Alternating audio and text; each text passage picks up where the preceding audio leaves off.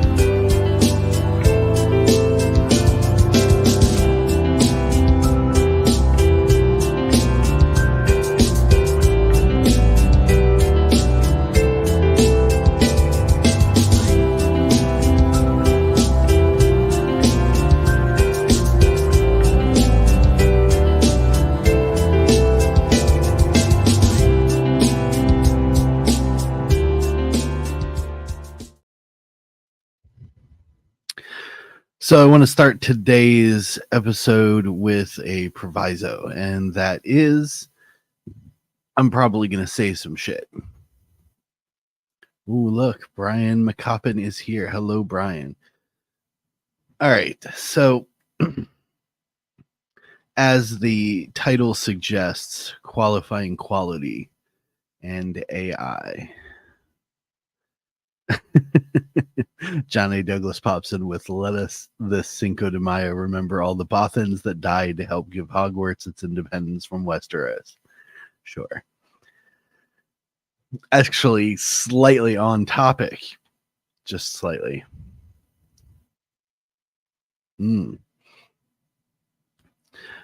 So, quality. This is a subject that is vehemently argued on social media in creator circles, author circles, comic book circles, everywhere. It bleeds into a lot of discussions.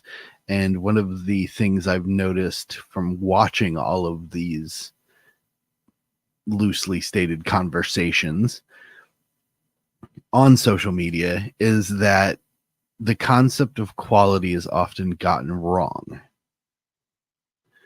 Quality in this particular context. Brian McCoppin says we don't need quality, we need ideas and an editor to make it quality. Yeah, we'll get there. Quality in this context represents a subjective grade. And when I say grade, I mean it is the personal context of the viewer / user of whatever it is that gives it a rating. That means that it is a subjective thing, not an objective thing. It's even more nebulous when it comes to art forms, because art is always subjective. It's one of the most commonly stated phrases in the art communities. Art is subjective, the eye of the beholder, as they say. The arguments that are had are highly personal on social media. It's one person responding to something with their subjective opinion on what a thing is and what a thing is capable of doing, and whether or not the thing is capable of doing a thing that is good or bad. It's not a fact. It is literally a feeling. Your perception of a thing is a feeling specific to you. Now, companies and aggregating systems, data analysis systems, what they do is look for high percentages of similar opinions, meaning that information is gathered from, say, we'll use a small number as an example, 10 sources. Of those 10 sources, 6 say object X is good. So it gets a 60% rating, which is higher than 50%, much higher than 20%, and therefore is favorable. Therefore, it can be marketed to 10 more people with a potential 60% rating. And so the numbers increase.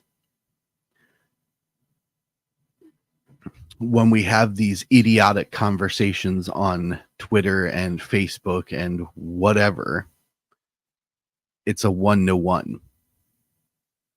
One person likes a thing, another person doesn't like a thing. And yet, for some strange reason, all of us who participate in these things come at the conversation as if that individual opinion is fact. It's not. And I'm sorry to have to tell you that. John A. Douglas says, that's my secret, Captain. All my conversations are idiotic. I feel the same way.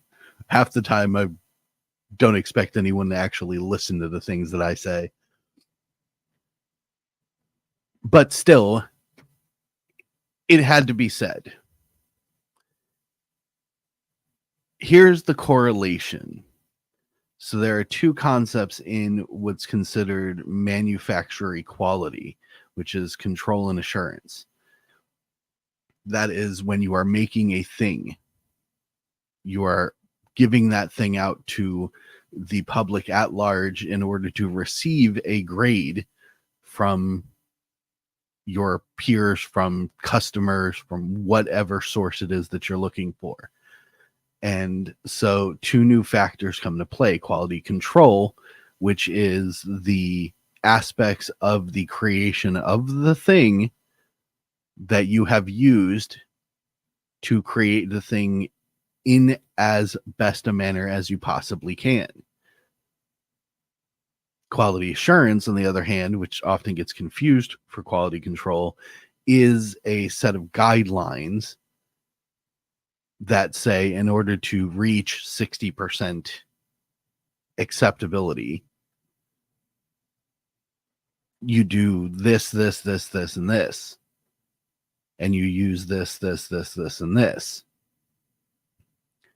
These are common business standards for creation of vehicles, airplanes, toys, even food.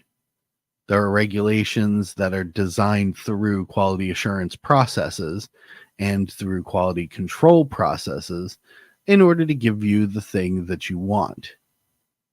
How often do you actually get what you want? Think about that. In order to make such things possible, quality assurance and quality control look at the exact average of success, which in most cases is in that 60% range. Because in that 60% range, you get the most people that'll accept the product. Certain people will accept only 80% to 100%. Practically no one will accept anything under 40%. And 50-50 is literally half and half. So in order to create the highest possible reward for the thing that you are making, you want to be in that 60% range as it increases, as your circle of influence increases, as your marketability increases. The 60% range for a product is the sweet spot. So what you usually get is a product that is very similar to what you want, but it's not quite right. But that's because you have a specific set of values, just you. Everyone else in the world has their own sense of values and what a thing is and isn't good at or capable of doing or capable of making you feel happy about. This is where we fall into the trap with modern entertainment. the thing is now drifting into the 40% range. Star Wars, Marvel, He-Man even, which is insane that it's capable of being done that wrong. But that 40% margin is such a large error. Brian McCobbin says, I can be idiotic all day. We doing slanted Marvel quotes. Yeah, go for it.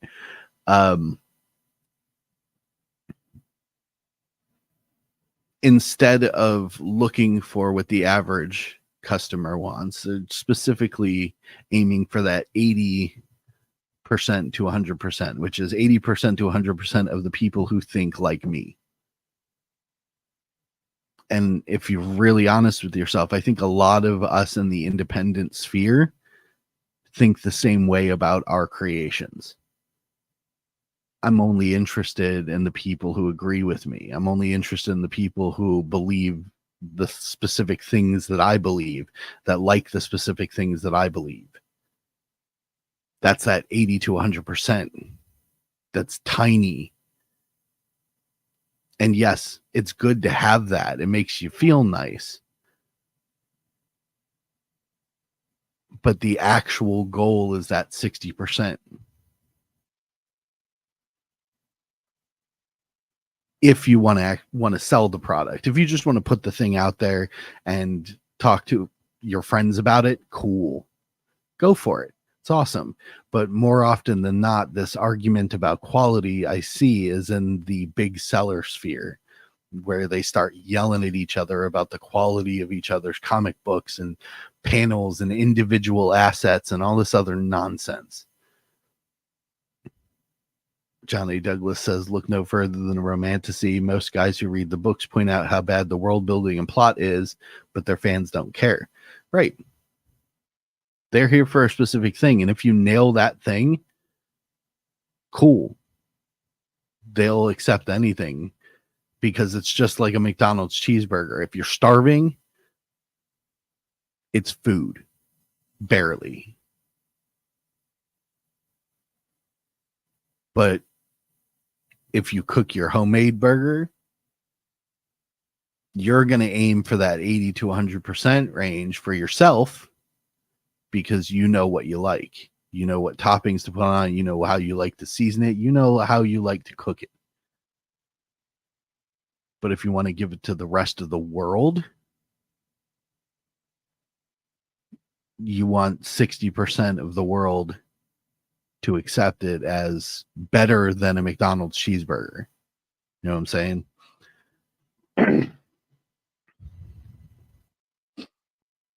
And normally I do 2 20-minute Pomodoro writing sprints, but we may get one in today because this is kind of a big subject. And it's very specifically there. I'll use the examples of the Rippaverse versus EVS crowd. There's a lot of screaming about how Eric July's creations are John says legitimately ate a gas station burger that was better than McDonald's yesterday. It's not that difficult to hit 60%. It really isn't. As I was saying, a lot of screaming on the EVS fan side about how Rippaverse comics are low quality. But when you ask them what low quality means, they just start spurging some weird stuff about the panels just don't look right, or this is slightly off center, or the direction of that thing is there, or this digital asset is a table and it looks exactly like a table on some other comic book that they saw. It's a fucking table, people.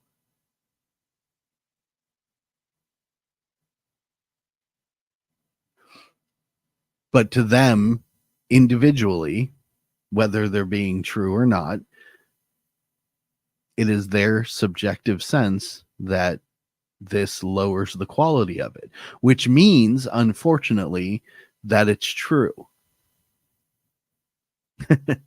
Anyone that says Isom is bad never read a Ken Penders comic.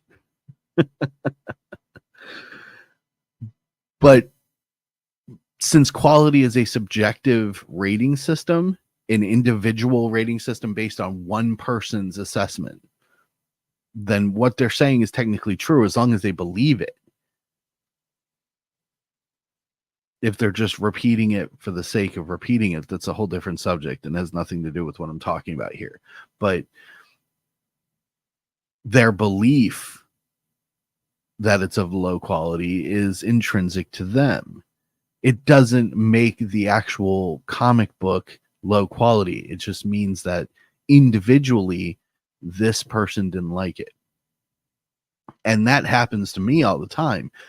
I see projects that come through Drink with Crazy's Comic Shop Wednesday that I think, no, I don't think it's worth my support. And I continue going about my day. There's two things I don't do: get on the internet and yell about how low quality it is. And two, I don't give it any more thought than that. The subjective analysis of, do I like it or not? 1, 2, simple, done. No need for all of this. Which brings us, unfortunately, to the worst part of this subject. Judgmental Daniel judges everybody's work. It's kind of my job, bro.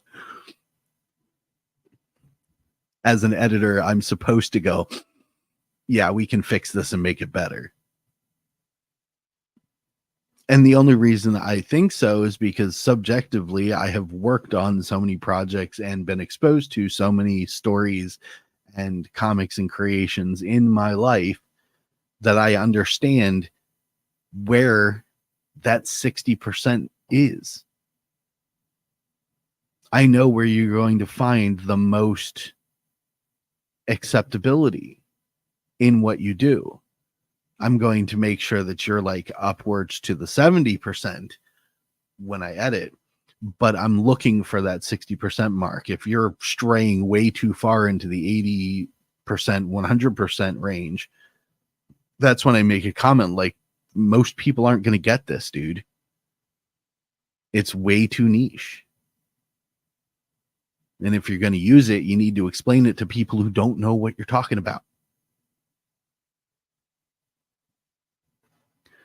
Oh yes. So AI art. The second part of this. Oh, hello, Devil's Air.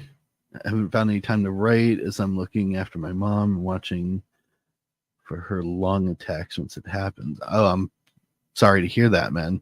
I hope your mom feels better.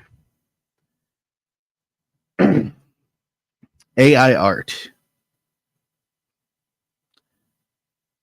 If we understand the concept that quality is a subjective grading system, and once again, we're asking the question, is there quality in AI art? If you follow the standards of artistic expression, no. The public standard of artistic expression, that art is the expression of the artist's view, perspective, sensation of a thing. You know, a painter's perspective of a sunset, a lyricist's perspective of an emotion, a musician's perspective of an emotion. There are certain sounds that instruments can make in talented artists that will fill you with a sensation when you listen to them. It happens to me all the time. AI art doesn't do any of that. An artificially generated manuscript is procedural beats, which means that it's just under the acceptable range. So it's in that 40% category. Can it get to the 60%? Probably, with enough time. But right now, and in previous incarnations, it has been sitting in that 40% range where people look at these things and go, yeah, it's kind of like the thing I understand, but there's just something about it that's not right. And you'll get that with certain artists too. Those wonderful, I'm not a physical art historian or anything, but those wonderful, weird paintings of people with their nose over here, initially not accepted by the public. Because the first question in their minds was, why the fuck is the nose over here? That doesn't make any sense. But they slowly got used to it, and so public perception shifted.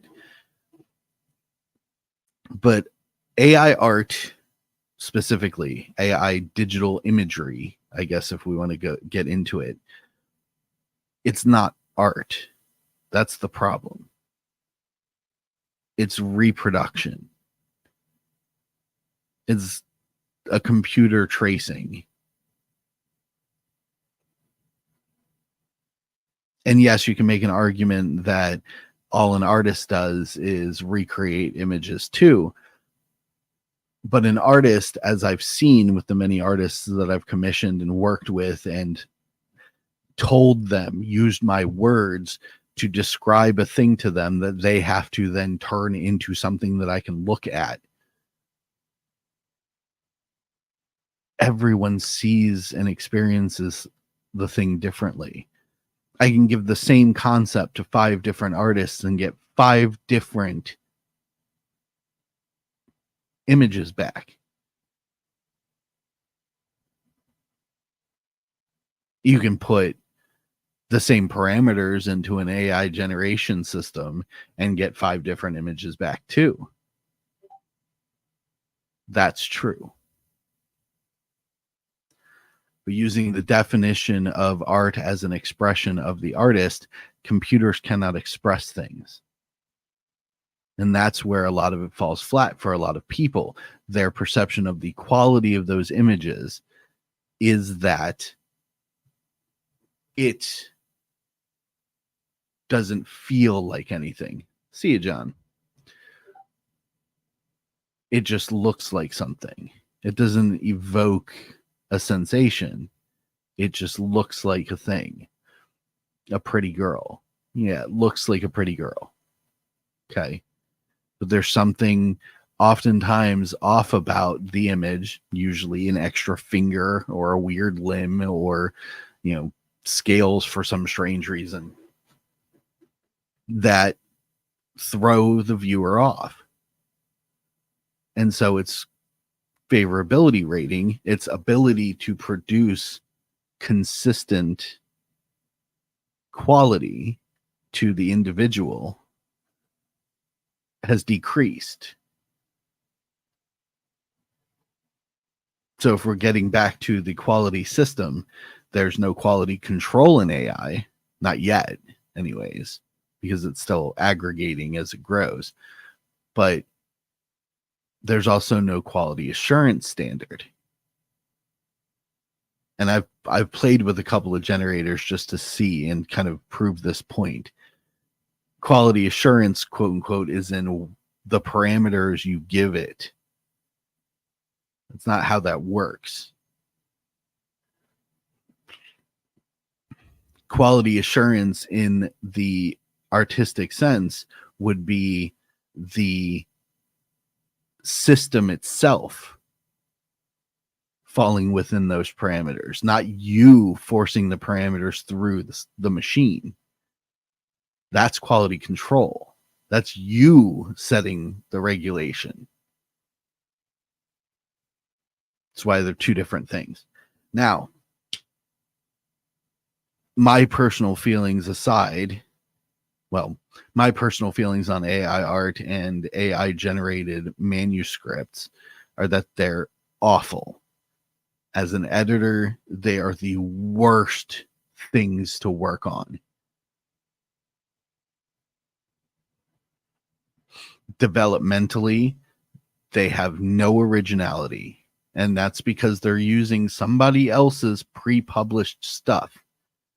Their pre-published concept, their pre-published outline, their pre-published draft, whatever. It's taking blocks, essentially quilted plagiarism. A quilt is individual squares all sewn together into a larger thing. AI generated text manuscript is quilted plagiarism. It's taking this from here and this from here and this from here and this from here and just sticking it together. And what an actual writer does when that happens is usually cites their work, number one, cites what they're using so that it's not plagiarism. You're giving credit to the original creator of that particular sequence of words and that particular statement and reference. But an author can take a concept and express it from themselves. A computer cannot do that. So I could write a scene from Lord of the Rings, but I'm never going to be able to write it like Tolkien.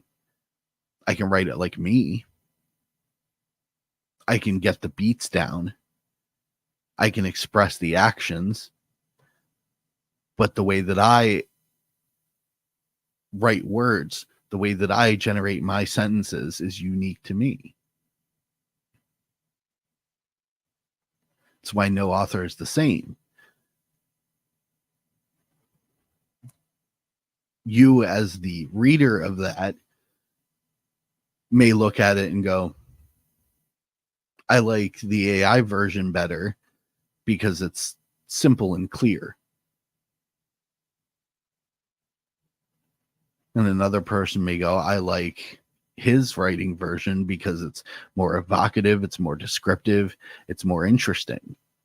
It's all a matter of the individual subject's perspective on the thing that gives it a quality grade. And that makes the argument just as stupid as the argument over comic books. One person who looks at an AI generated image of a scantily clad buxom woman may look at it and think, I like that. I like looking at pretty things. And yes, the internet can mock me for saying so. But is it effectively art? Is it an expression of something? No. It's a facsimile of something else.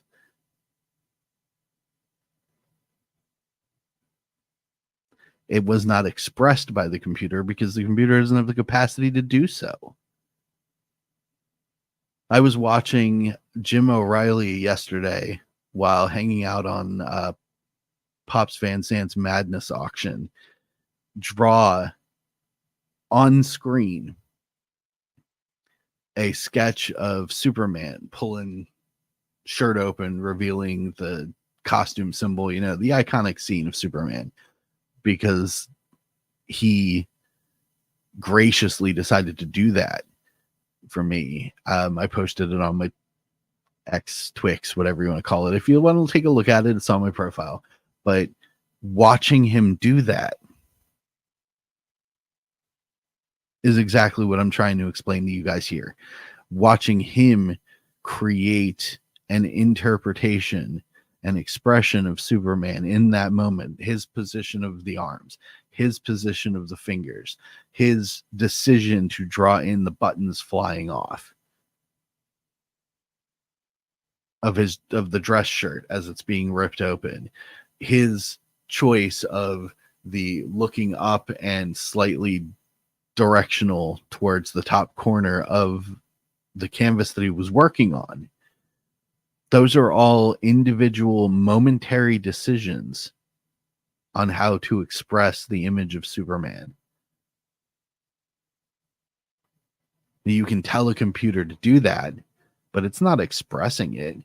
You can't say, draw Superman, computer, and it thinks, okay, well, I'll make him look that way, and I'll make the buttons fall off here, and I'll have him pulling it open like this. It just searches, amalgamates every single image, and then picks the 60%-ish most acceptable image and generates it.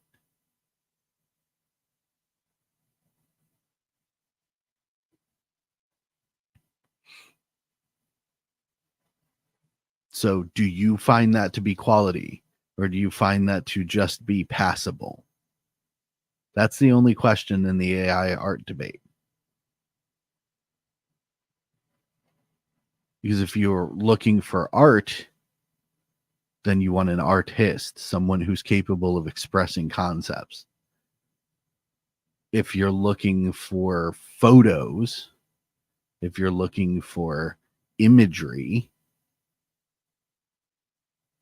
use an AI generation program. But don't call it art, because it's not. Same thing with the book stuff.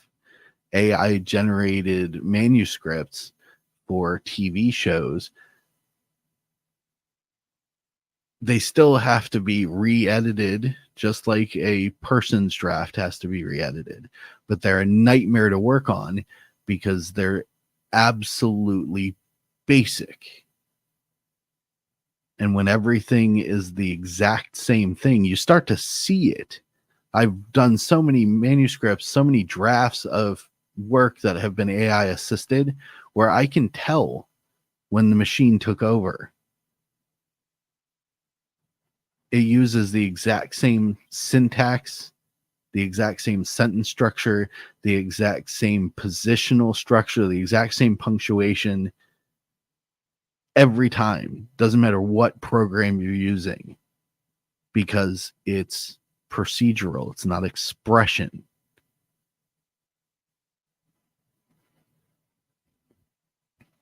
Brian McCobbin says it's like that McDonald's hamburger. AI is quick, cheap, and wildly available and can fill a purpose, but you know it's not really a burger, but just the result of a process. That's pretty close, yeah. I mean, technically, a burger is the result of a process. The same process happens no matter what in order to create it. I think the difference, as we've been talking about, has been the concept of quality. If a person's standards are low enough that a McDonald's hamburger is passable as their concept of a hamburger, that's on them. The problem that I have is when someone stands up and says the McDonald's hamburger is the best burger in the world. No, it's not. And that's where all of these arguments come from. The EVS fans, EVS's artwork is all quality and it's perfect and it does this and it does that and its use of this and its use of that. Everybody else is worse than him. No. That's taking your subjective concept and trying to force it as objective reality. We see that a lot today. It's not right and it needs to stop. But I'm just one guy sitting here in an office about to write for 20 minutes while you guys watch me and hopefully get some work on your own. On that note, I have 20 minutes on my timer. I have Legacy of Heroes 2 Rising Stars pulled up. Yesterday, I got about 2,500 words in on the chapter I'm working on, which I believe is 11.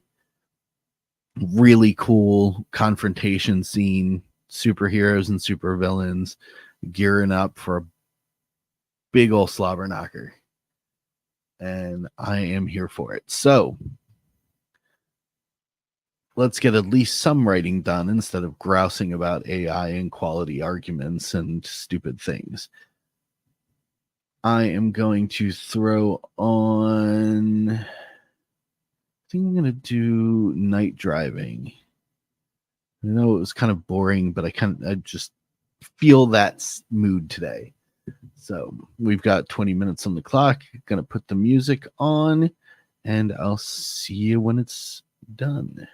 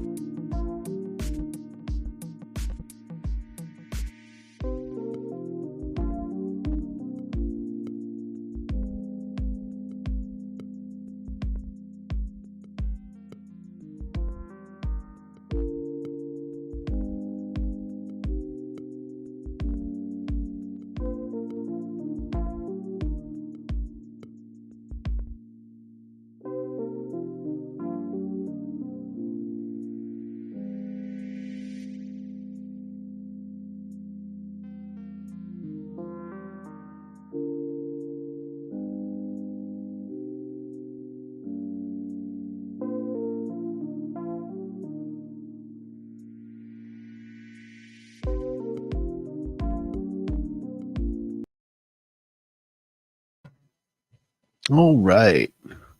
At least we got one 20-minute writing sprint, and I managed to pull off about 670 words in that 20 minutes. Very proud of myself for that. Not too distracted by the AI and quality BS argument. Wrangler stopped in during the sprint and says, "Hey, working on some video editing. Just wanted to drop a like, and say hi." Thank you, sir. Hit the like button, everybody.